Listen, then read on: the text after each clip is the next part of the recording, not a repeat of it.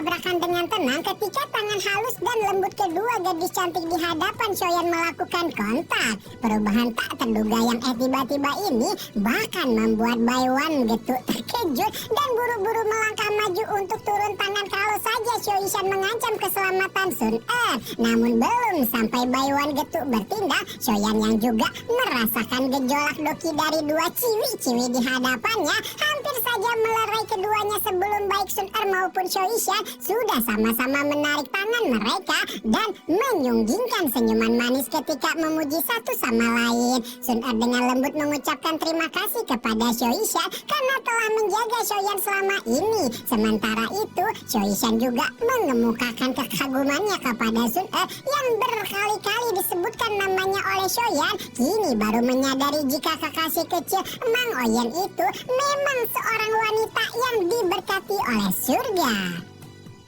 Meskipun kedua wanita ini tampak sangat hangat ketika mereka berbicara, Soyeon bisa menangkap ada perasaan samar dari keduanya yang menolak untuk satu sama lain yang membuatnya auto push-an 7 keliling kayak ditagih pinjol.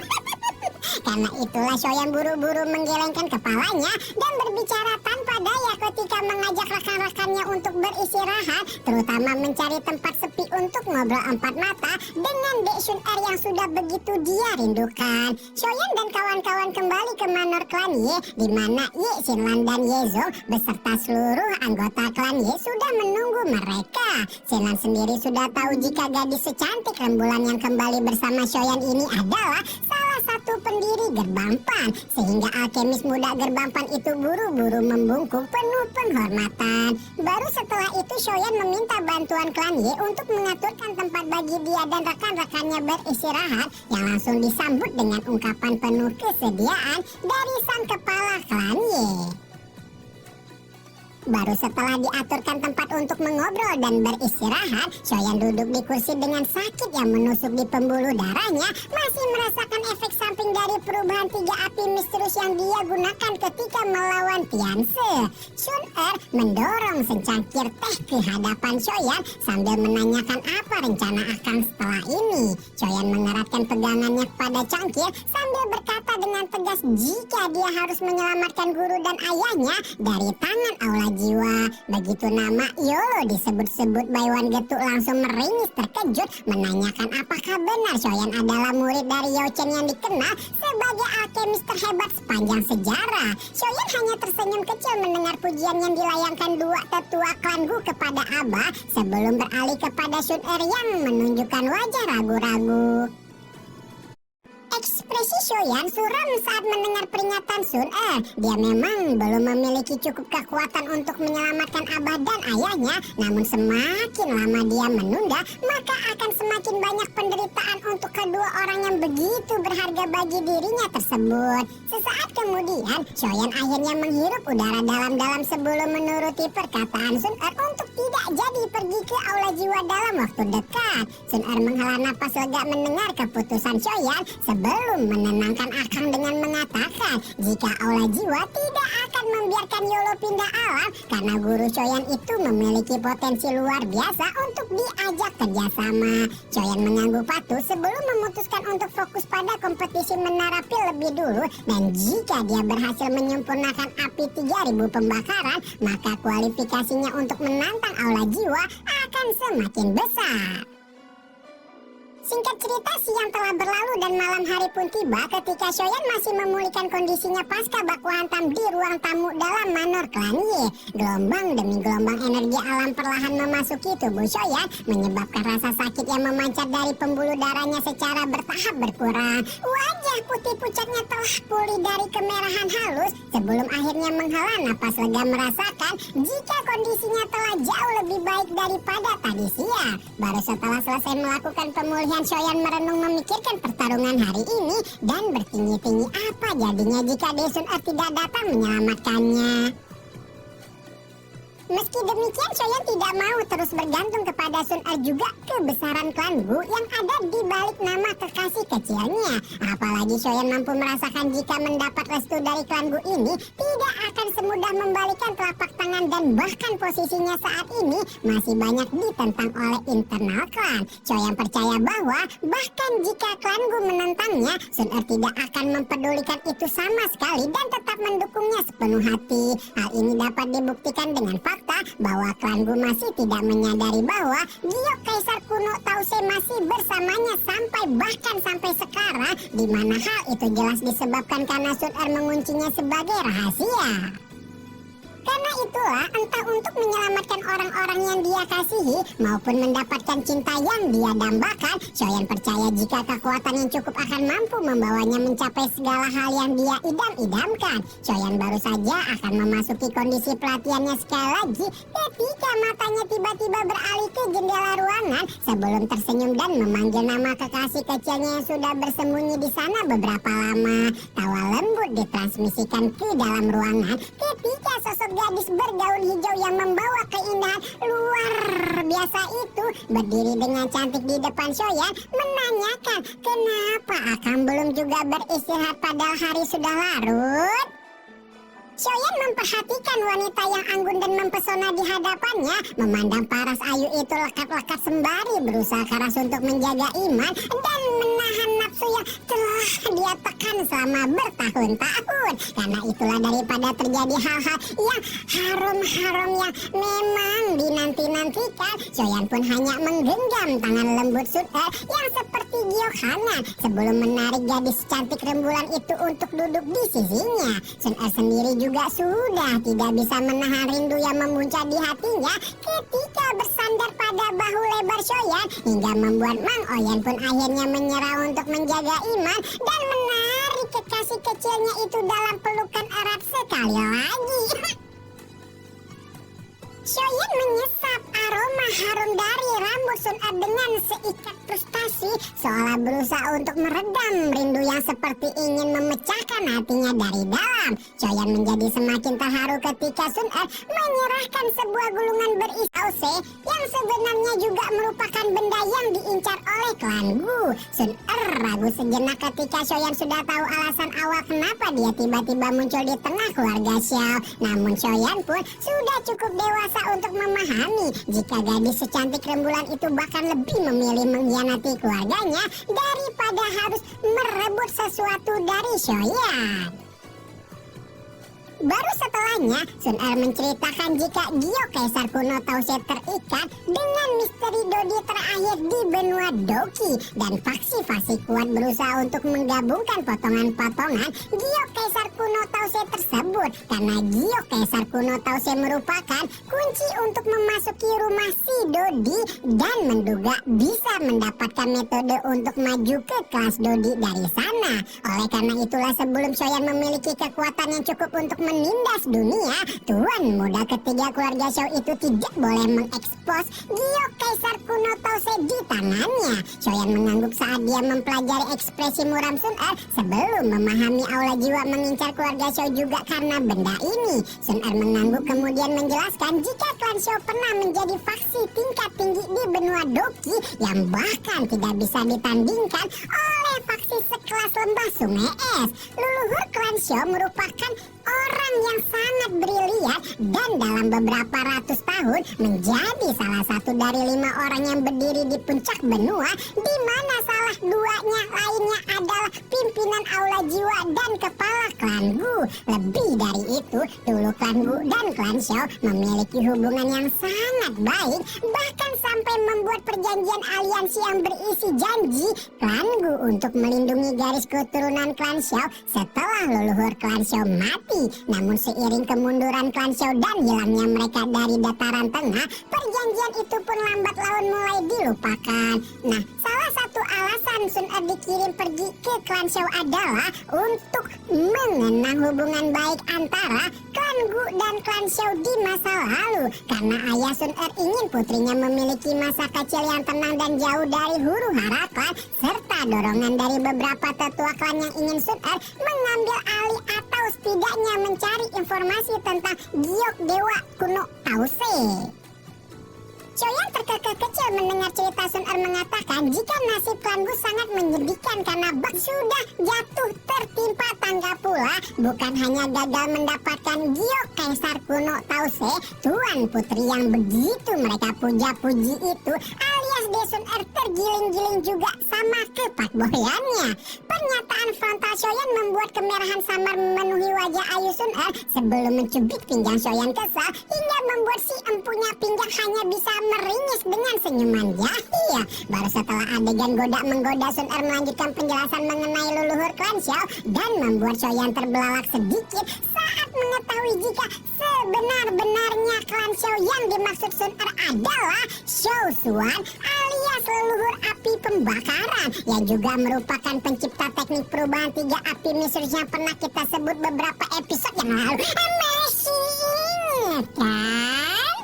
Sun Er menjelaskan jika makam Xiao Suan berada di alam Gu menyimpan semacam kekuatan misterius yang tidak membiarkan orang-orang memasukinya secara random. Menurut dugaan Sun Er, selain orang-orang kuat di klan Gu seperti ayahnya, hanya garis keturunan aslinya seperti Soyeon yang bisa memasuki makam tersebut. Meski begitu, Soyeon harus berhati-hati karena kemungkinan ada beberapa faksi low profile yang tidak diketahui eksistensinya memiliki masalah dengan klan Xiao di masa lalu dan bisa saja menimbulkan masalah kalau mengetahui fakta tentang makam Xiao Suan. Apalagi setelah ini Soyeon harus mengandalkan dirinya sendiri karena Sun Er harus segera pergi kalau tidak mau akan dilabrak bapak-bapak random rese dari klan Gu.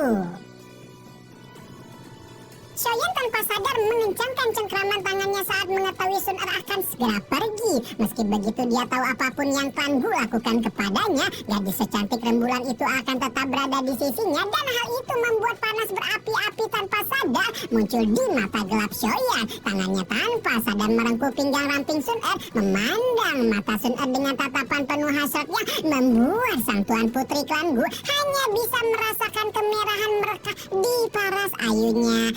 Karena kalau berduaan yang ketiga Saiton, Soyeon pun tidak dapat menahan godaan Saiton ketika menarik tubuh Sun Er lebih dekat dan mendaratkan sebuah kecupan dalam yang penuh dengan hasrat terpendam di bibirnya.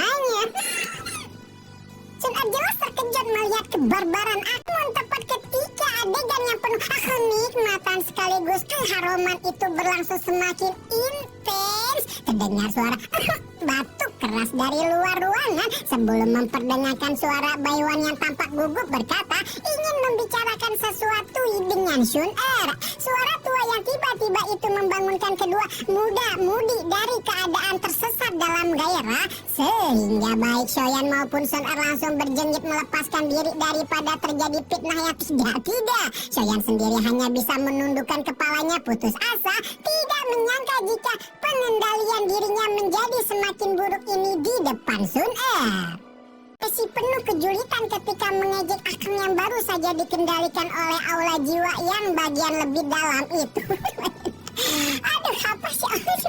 Namun Sun Er tidak bisa menahan kemerahan di wajahnya yang indah ketika dia melihat cinta yang tidak bisa disembunyikan di mata Soyeon yang hitam pekat sebelum kemudian memberi wajah Soyeon kecupan dangkal yang membuat Mang Oyen auto panas dingin remang-remang bulu ketek sekali lagi untuk menahannya Wesu. Sementara dua sejoli asyik dengan dunia mereka sendiri di kamar yang panas, dua tetua klan Gu di luar ruangan berjalan mondar-mandir seperti semut di dalam panci panas, merasa begitu resah dan gelisah, takut atuh nona muda mereka telah direnggut kesuciannya oleh si bocil FR. Bukannya apa-apa, kalau Sun Er adalah tuan putri biasa sih enggak begitu ada masalah ya. Nah masalahnya Gu Sun Er adalah orang dengan garis keturunan paling sempurna di klan Gu dalam 1000 tahun terakhir. Dan jika gadis itu menyerahkan dirinya kepada Soyeon hari ini, tuan muda ketiga keluarga Xiao itu pasti akan dikejar ke ujung dunia oleh bapaknya.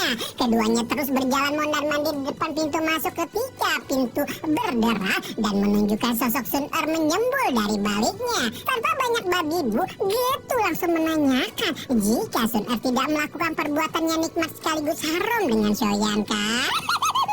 Kemerahan cerah sekali lagi melonjak ke wajah Sun Er setelah diborbandir tanpa basa-basi seperti ini sebelum melangkahkan kakinya dengan kesal kembali ke kamar.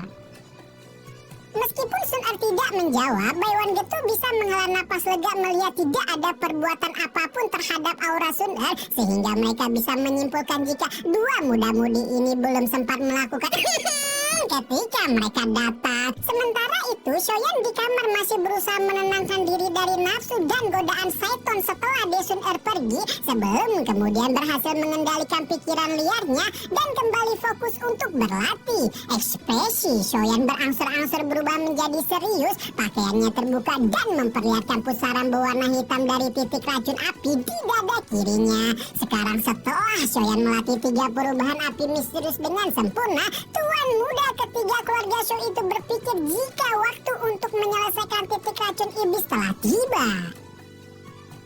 Api giok berubah menjadi badai di dalam tubuh Soyan, berkumpul di sekitar titik racun iblis dan menyebabkan gelombang kabut hitam samar menyebar dari sana. Titik racun iblis muncul seperti kawanan kambing yang telah diincar oleh sekelompok serigala ketika api hijau giok mengelilinginya. Banyak bibit-bibit api berkerumun dari segala arah seperti benang api yang tak terhitung jumlahnya, dengan paksa memotong titik racun iblis menjadi banyak bagian sebelum kemudian secara perlahan dimurnikan di bawah suhu tinggi api surgawi.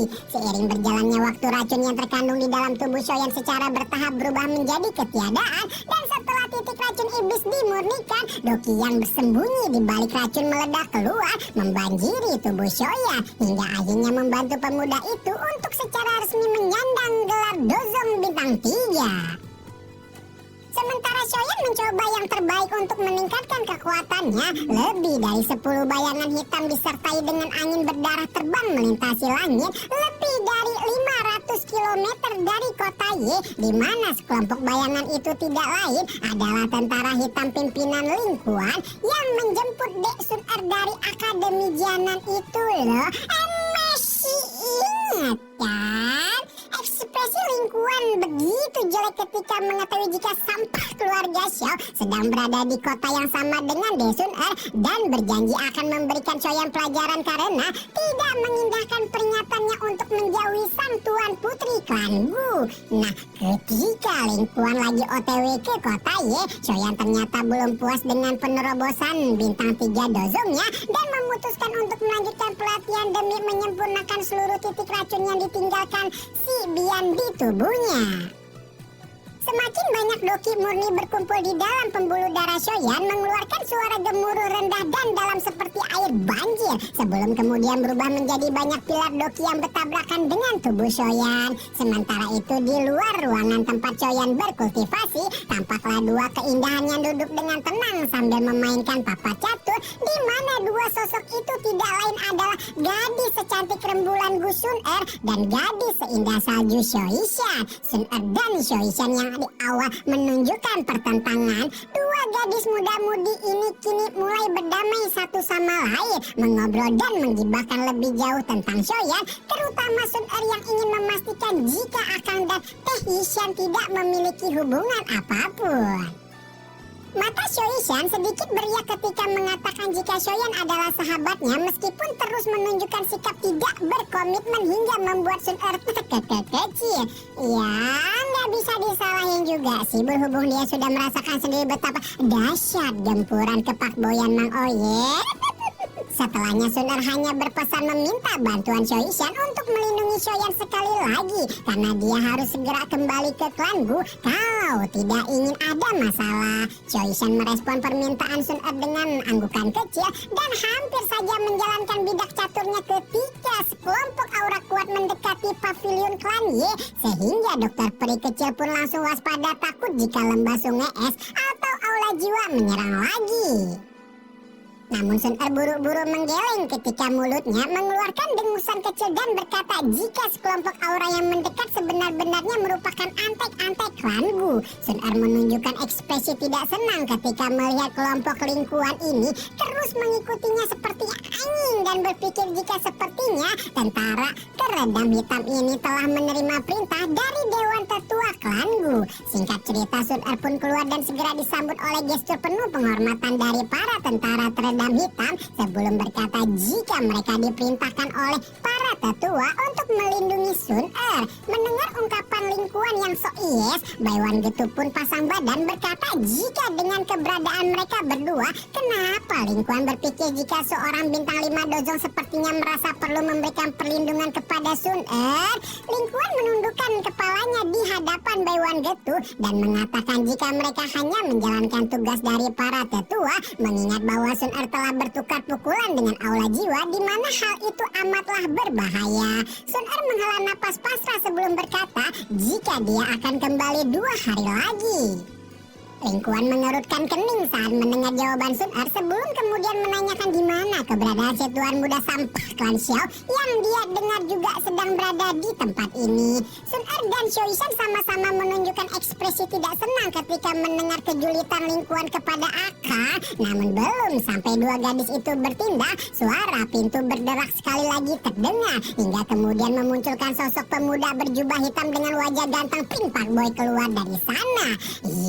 Mang Oyen yang udah dihina-hina oleh Lingkuan muncul setelah kemunculannya senyum di wajah Lingkuan perlahan ditarik ketika merasakan aura agung menguat dari tubuh Shoya menunjukkan kekuatan seorang elit bintang 4 dozong yang mengartikan bahwa si sampah satu ini sebenar-benarnya telah meningkatkan kekuatan secepat itu hingga hanya berbeda 1 bintang saja dengannya.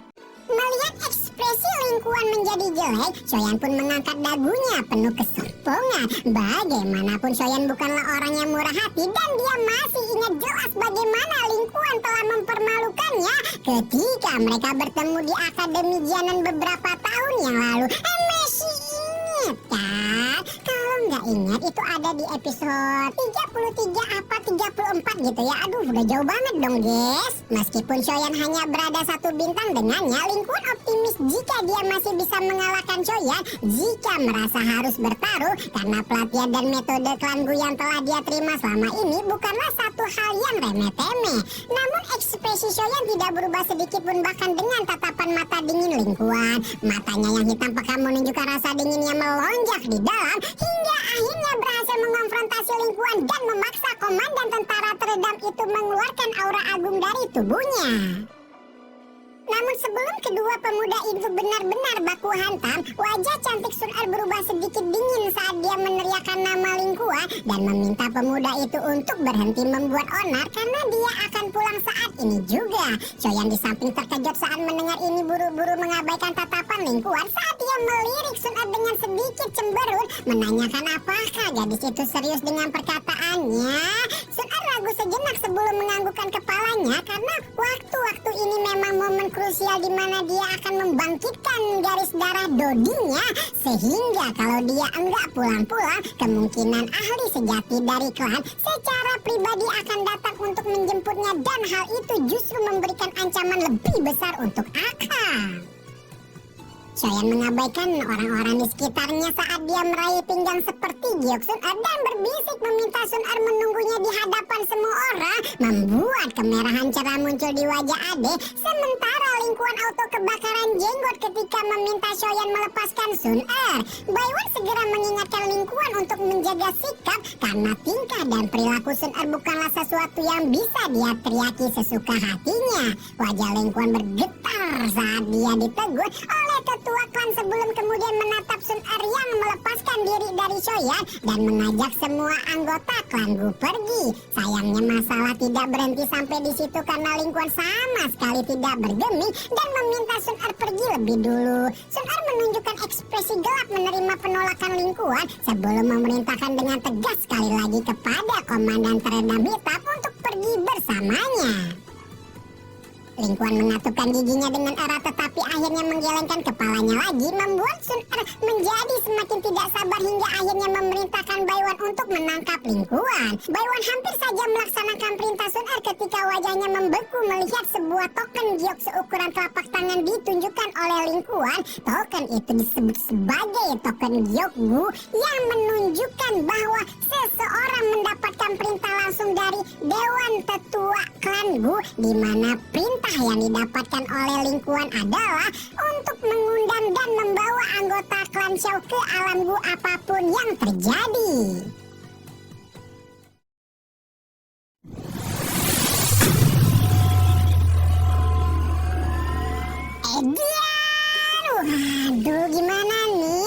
apakah Soyan akan benar-benar dibawa ke klan Gu oleh Lingkuan dan antek-antek dajjalnya?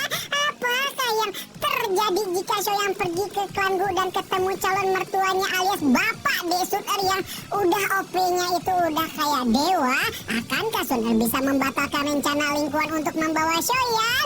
Makin naik, makin naik, makin naik. Lanjut gak guys, aduh sumpah sih. Aduh semoga aja ya bisa secepatnya ini teh bikin skripnya ya guys ya, doain ya. Aduh atuh di like, atuh di subscribe, atuh di share, atuh sebanyak-banyaknya. Atuh kalian teh aduh kumaha sih.